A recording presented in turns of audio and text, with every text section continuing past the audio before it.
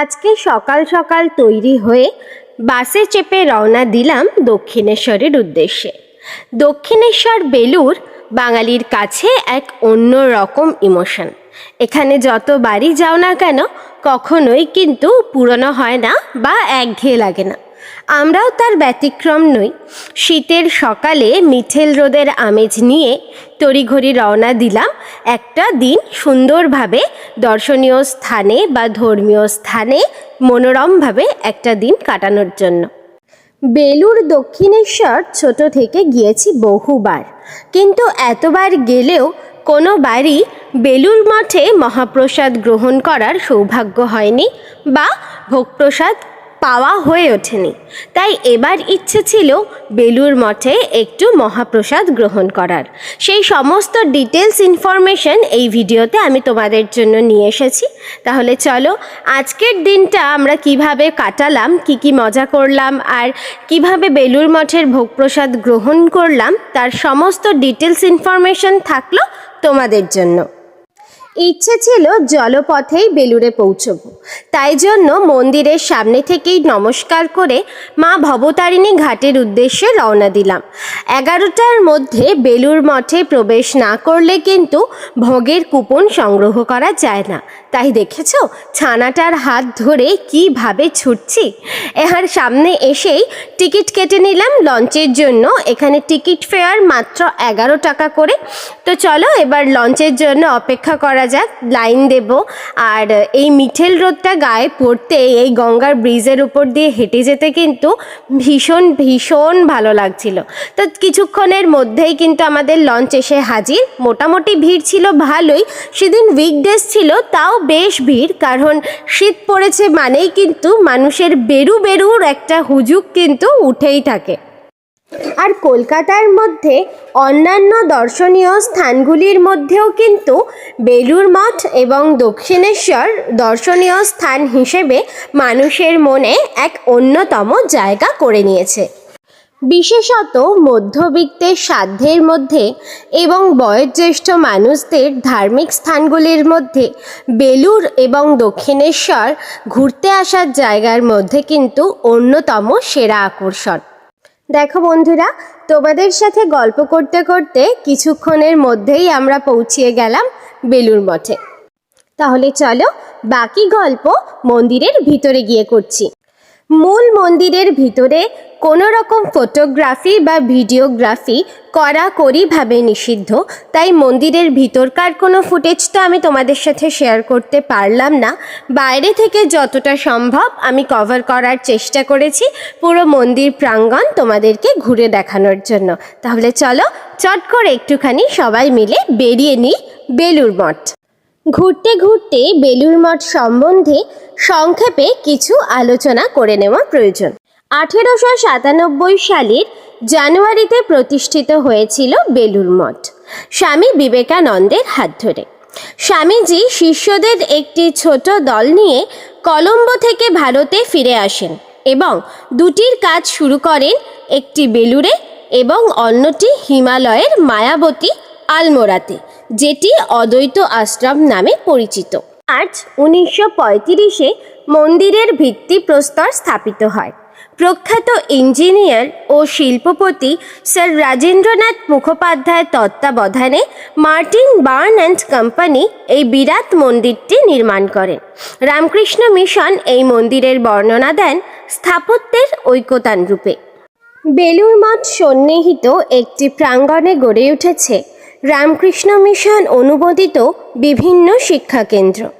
স্বামীজি বিবেকানন্দের পূর্ব পরিকল্পনা অনুসারে মন্দিরের নকশা ও নির্মাণ করেছিলেন রামকৃষ্ণ পরমহংসের অপার সাক্ষাৎ শিষ্য স্বামী বিজ্ঞানানন্দ। বেলুড় মঠ ভারতের একটি প্রধান পর্যটন আকর্ষণ এবং ভক্তদের নিকট একটি পবিত্র তীর্থ।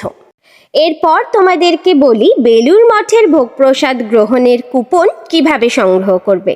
কুপন সংগ্রহের জন্য তোমাদেরকে বেলুড় মঠে প্রবেশ করতে হবে সর্বশেষ অন্তত 10:30টার মধ্যে। সকাল 10:30টার মধ্যে প্রবেশ করে অফিস ঘর থেকে তোমাদেরকে ভোগের কুপন সংগ্রহ করতে হবে। ভোগের কুপনের জন্য কোনো নির্ধারিত মূল্য নেই, তোমার মন যা চায় সেই মূল্য দিয়েই তুমি ভোগের কুপন সংগ্রহ করতে পারো। আমরাও ভোগের কুপন সংগ্রহ করে প্রসাদ হলের দিকে ছুটলাম। ভোগ প্রসাদের লাইন সকাল 11টা থেকেই পড়ে যায়। 11টা থেকেই কিন্তু ভোগ বিতরণ শুরু হয়ে যায়। তারপর হাত ধুয়ে একে একে শৃঙ্খলাবদ্ধভাবে লাইন দিয়ে ভোগ প্রসাদ হলের দিকে ছুটে গেলাম। এখানে কিন্তু এখনও নির্মাণ কাজ চলছে, মানে নতুন বিল্ডিংয়ের নির্মাণ কাজ কিন্তু এখনও চলছে। ভোগ প্রসাদের যেই ঘরটা সেটা তো আমি তোমাদেরকে দেখাবই, সেই ঘরে একসঙ্গে 2500 ভক্ত বসে কিন্তু প্রসাদ গ্রহণ করতে পারে। তাহলে চলো আর দেরি না করে ভিতরে যাই। আর এই দেখো, এই হচ্ছে সেই মহাপ্রসাদের কক্ষ। এই কক্ষে একসঙ্গে 2500 ভক্ত বসে কিন্তু প্রসাদ গ্রহণ করতে পারেন। সুন্দর স্টিলের বেঞ্চ, তার সঙ্গে সুন্দর পরিষ্কার পরিচ্ছন্ন স্টিলের থালা এবং গ্লাসে করে জল রাখা রয়েছে। অপূর্ব শৃঙ্খলাবদ্ধভাবে কিন্তু প্রসাদ বিতরণ করা হয়। অসাধারণ সিস্টেম। আমি আপাতত যে কটা মন্দিরে প্রসাদ গ্রহণ করেছি কোথাও কিন্তু এত অতুলনীয় সিস্টেম আমি দেখিনি। আমার চোখে কিন্তু এটা ভীষণ ভালো লেগেছে। আর যাদের কথা না বললেই নয়, এখানকার যেই ভক্ত দাদারা ছিল, মানে যারা কর্মকর্তা ছিলেন, তাদের অপরিসীম একটা যে শ্রম, সেটা নিজে চোখে না দেখলে তোমরা কেউ বিশ্বাস করবে না। প্রত্যেককে একে একে শৃঙ্খলাবদ্ধভাবে বসানো, অসম্ভব সুন্দর সিস্টেম। তো দেখো, বলতে না বলতেই কিন্তু আমাদের মহাপ্রসাদ এসে হাজির।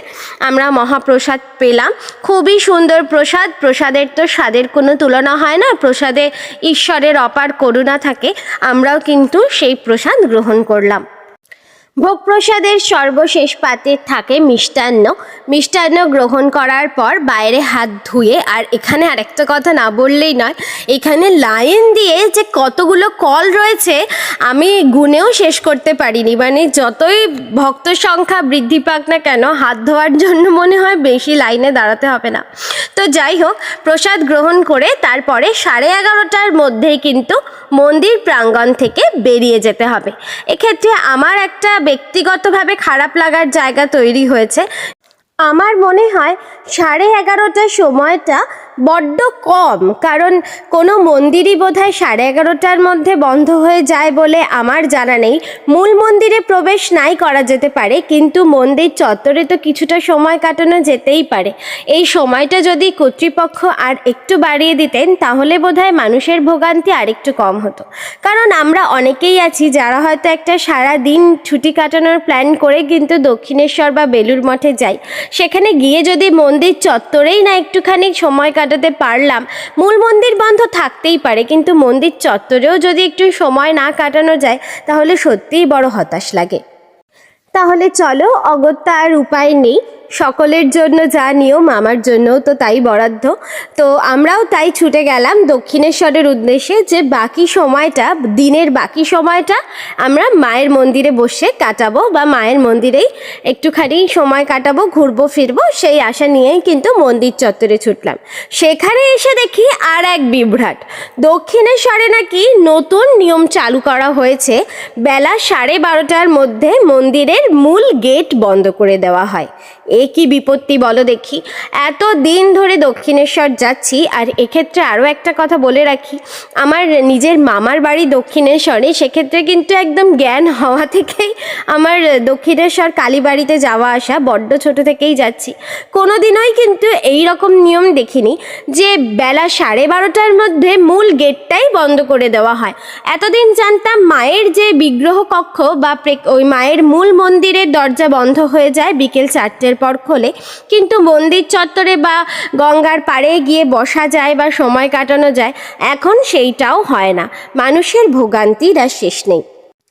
কি করব, সময় কাটছিল না, তাই ভাবলাম একটুখানি এই মহাবীর মহাশয়দের কিছু ছোলা বাদাম খাওয়ানো যাক, তারা যদি একটু খুশি হয় আর আমাদেরও বেশ ভালো লাগবে। তো এই দেখো, এখানে আমার কর্তামশাই নিজে হাতে করে গেছে তাদের ছোলা বাদাম খাওয়াতে, আর বেশ হাত ধরে কিন্তু হাতের থেকে নিজেরাই তুলে তুলে ছোলা বাদাম খাচ্ছে। আমরা তো দূর থেকে দাঁড়িয়েই দেখছিলাম, সামনে যেতে একটু ভয়ই লাগছিল, কিন্তু বেশ ভালো লাগছিল, কি সুন্দর হাত থেকে ছোলা বাদাম নিয়ে খাচ্ছে। ঠিক আছে, ওনারা ছোলা বাদাম খান, চলো আমরা একটু সামনের দিকটা দেখে আসি যে কি অবস্থা। দেখেছো কি কাণ্ড, মন্দিরের সামনেটা লোকের লোকারণ্য হয়ে গেছে, ভক্তরা রীতিমতন ক্ষেপে আগুন। মানে এরকম অনেক লোক আছে যারা উপোস করে মন্দিরে পুজো দেওয়ার জন্য লাইনে দাঁড়িয়েছিলেন, তাদেরকে পর্যন্ত বাইরে বার করে দেওয়া হয়েছে। মূল গেট এইভাবে বন্ধ করে দেওয়াটা কি সত্যিই যুক্তিযুক্ত? তোমাদের কি মতামত অবশ্যই আমাকে কিন্তু কমেন্ট সেকশনে জানিও। এমনকি এই সময়টুকু স্কাই ওয়াকের গেটও বন্ধ থাকে, স্কাই ওয়াকে গিয়ে যে মানুষ একটু সময় কাটাবে সেই উপায়ও নেই। তো যাই হোক, অবশেষে প্রবেশদ্বার খুলল, আর দেখো মন্দির চত্বরে ঢুকতেই কিন্তু এই সামনের ডান দিকটায় রয়েছে ফুড প্লাজা বা ভোজনালয়, যেখানে গিয়ে কিন্তু সম্পূর্ণ নিরামিষ আহার তোমরা পেয়ে যাবে। আর তাছাড়াও উপরের যেই রুমগুলো দেখছো এইগুলো কিন্তু ভাড়া দেওয়া হয়, মানে এখানে কিন্তু রুম ভাড়াও পাওয়া যায়। তো চলো এবার মন্দির প্রাঙ্গণটা একটুখানি ঘুরে দেখি। দক্ষিণেশ্বরে যতবারই আসি ততবারই একটা অন্যরকম ভালো লাগার সৃষ্টি হয়, কিন্তু ধীরে ধীরে যা নতুন নিয়মকানুন শুরু হচ্ছে তাতে মন্দিরে সেই আগের ভালো লাগাটা, মন্দিরে আসলে যে আগের ভালো লাগাটা ছিল, যে অনুভূতিটা ছিল, সেটা বোধহয় আর থাকছে না। আচ্ছা সত্যি কথা বলো তো, মা কি কখনো নির্দেশ দিয়েছেন যে এই ধরনের নিয়ম করতে? মা কি সত্যিই খুশি হন যখন ভক্তরা বাইরে, মানে মায়ের সন্তানরা মন্দিরের বাইরে দাঁড়িয়ে এরকম কষ্ট পায়, ছোট ছোট শিশু নিয়ে বা বয়স্ক মানুষরা যখন এরকম কষ্ট পায়? মায়ের সন্তানরা কষ্ট পেলে কি মা ভালো থাকতে পারে? কি জানি, আমার তো মনে হয় মা কখনোই ভালো থাকতে পারে না সন্তান কষ্ট পেলে। আসলে মানুষ এখন অন্তরের ভক্তির তুলনায় আড়ম্বরের লোক দেখানো ভক্তিতে বেশি বিশ্বাসী, তাই সমাজের এই করুণ পরিস্থিতিগুলোকেও আমাদের কখনো কখনো মেনে নিতে হয় বা চোখের সামনে সহ্য করতে হয়। আমি এই কথাগুলো অবশ্যই সকলের উদ্দেশ্যে বলছি না, সকলকে উদ্দেশ্য করেও বলছি না, কিছু কিছু মানুষের জন্য আমার এই কথাগুলো বলা। তবুও যদি কোনো ভুল কথা বলে থাকি করজোরে ক্ষমা চাইছি। শীতের বিকেলের মিঠেল রোদের সোনালি আভায় গঙ্গার অপরূপ শোভা যেন সেদিন আরো বেশি করে বৃদ্ধি পাচ্ছিল। কেমন লাগছে ভিডিওটা কমেন্ট সেকশনে জানাতে কিন্তু একদম ভুলো না। দক্ষিণেশ্বর কালীবাড়ি কলকাতার অদূরে গঙ্গা নদীর তীরে অবস্থিত। 1855 সালের 31শে মে স্নানযাত্রার দিন প্রসিদ্ধ মানব দরদী জমিদার রানী রাসমণি এই মন্দিরটি প্রতিষ্ঠা করেন। এই মন্দিরে দেবী কালীকে ভবতারিণী রূপে পূজা করা হয়। 19বিংশ শতাব্দীর বিশিষ্ট যোগী শ্রী শ্রী রামকৃষ্ণ পরমহংসদেব এই মন্দিরে কালী সাধনা করতেন। ঘুরতে ঘুরতে বিকেলবেলা চলে আসলাম এই দক্ষিণেশ্বরের পঞ্চবটি তলার দিকে যেই মার্কেটটা বসে সেই মার্কেটটায়। বিকেল হয়ে গেছে, একটু মশলা মুড়ি না খেলে কি আর চলে শীতের বিকেলে? তো চলে এসেছি জমিয়ে মশলা মুড়ি খেতে। আর আমরা মশলা মুড়ি খেতে এসেছি দেখে আর একজনকে দেখো, সেও এসে হাজির। আমরা খাবো আর সে কি খাবে না, তাই বললে কি হয়? কিন্তু যে কোনো জিনিস দিলে আবার তার চলবে না, তার পছন্দসই জিনিস না হলে সে কিন্তু একেবারেই নিতে নারাজ। তাহলে চলো ঝালমুড়ি খাওয়া শেষ করে এবার কিন্তু আস্তে আস্তে বাড়ি ফেরার পালা। বাড়ি তো ফিরবই, কিন্তু দক্ষিণেশ্বরে আসবো আর একটুখানি হিঙের কচুরি আর ছোলার ডাল খাবো না, তা কি হয়? তাই হিঙের কচুরি আর ছোলার ডাল খেয়ে গল্প করতে করতে আজকের দিনটা এখানেই শেষ করলাম। আমিও হিঙের কচুরি আর ছোলার ডাল খেতে থাকি, আর তোমরাও আমাকে কমেন্ট সেকশনে জানাতে থাকো যে তোমাদের আজকের ভিডিওটা কেমন লাগলো। আমার ভিডিও যদি তোমাদের ভালো লেগে থাকে তাহলে অবশ্যই ভিডিওটিকে লাইক করে চ্যানেলটির পাশে থেকো।